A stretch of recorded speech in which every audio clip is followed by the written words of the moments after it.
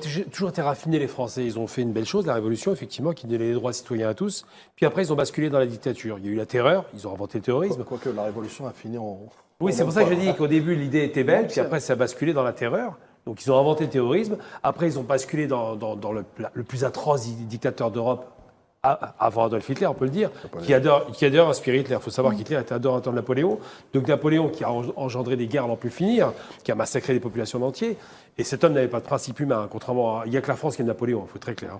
Et donc, qu'est-ce qui se passe? Pourquoi est-ce qu'ils vont en Algérie?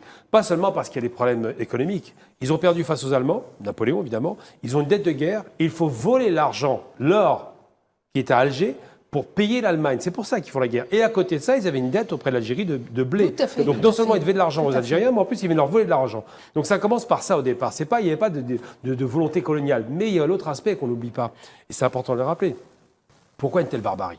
Pourquoi tuer les femmes et les enfants? Pourquoi les torturer de cette façon? C'est parce qu'on est en plein 19e siècle. Le rationalisme, le classement des races, le racisme scientifique. Et on dit quoi? On dit qu'il y a la race supérieure blanche. Alors on revient sur le nazisme, et les races inférieures. Et nous sommes dans les races inférieures. Donc une race inférieure ne mérite pas de vivre.